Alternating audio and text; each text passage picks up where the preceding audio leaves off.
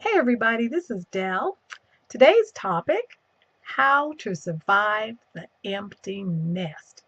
I have a number of friends who have graduated that last child and they're just kind of shaking in their boots because, my baby's gone. What are we going to do? And, they're just sitting there thinking, okay, I've got all this free time now, so what am I going to do with this? What am I going to do with my days? I've also met people who are in similar situations in that perhaps they were working for 10, 20, 30, 40, 50 years, what have you, and one day they're retired. Now what? I don't have anything to do. What am I going to do with the rest of my life? I have some suggestions. So what I want to do in these next few videos, I want to talk to you about how to survive not only the empty nest, but how to survive retirement or any of those kinds of things that your whole life has changed in one afternoon. So I want to talk to you about those things. And today I have three things that I think you need to do to get started. Three things that I know I had to do to get started and being able to survive that emptiness, being able to survive that complete life change. And those three things would be to pray, to plan, and prepare. Pray, plan, prepare. So where I started, I prayed about it. And I don't want you to take that lightly. I mean, I really sought the Lord about this. What would you have me to do? God, I've got the rest of my life and I want you to just do what you would have. What do you want? And that was the prayer that I really began to pray more and more as that time got closer to the graduation. The other thing was to plan. I didn't wait until it's time for him to graduate for me to start thinking about this.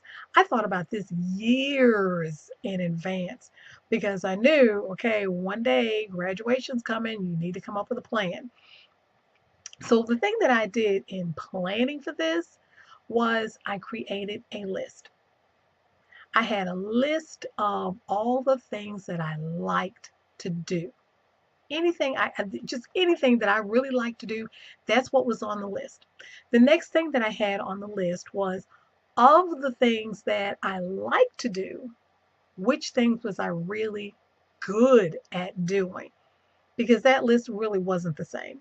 There are some things that I like to do, I wasn't that great at doing, so I pretty much, could dismiss those. But the things that I was really good at doing, and then I had another column of the things that you like to do, that you're good at doing.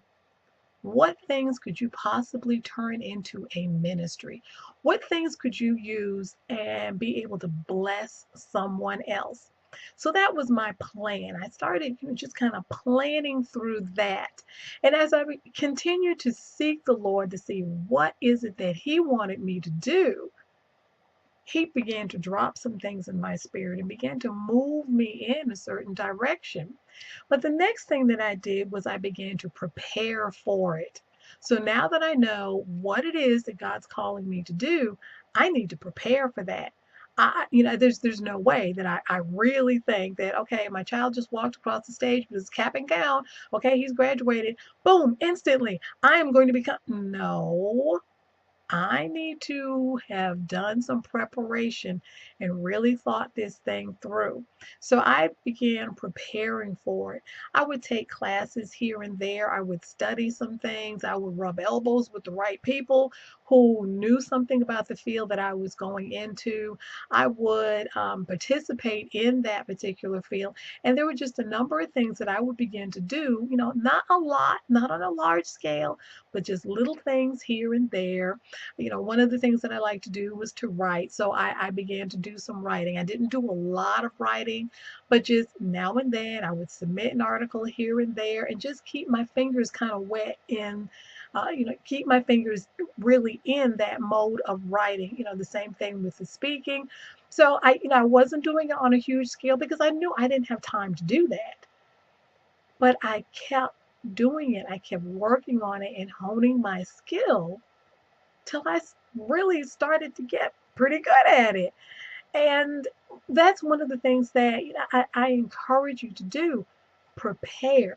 So if you need to take classes, if you need to go somewhere and do some studying, whatever it is that you need to do, whether it's reading, different types of literature on it, just talking to different people, whatever it is, work on that. Prepare yourself for that field so that when that time comes and that last child is gone, then you are ready. It's not time for you to start getting ready. You are ready so that you can really begin to pursue it. So, those three things that you need to do to help survive the empty nest, you need to pray about it, you need to plan, and you need to prepare.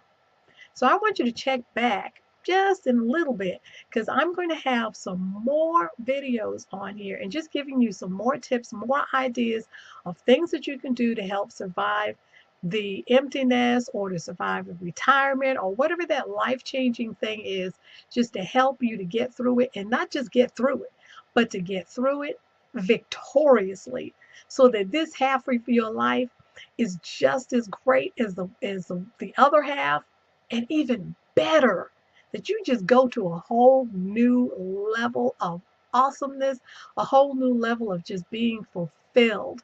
So I'm praying the absolute best for you. So you remember to pray, to plan, and prepare, and you can get through this. So check back, and I'll see you soon. Bye bye.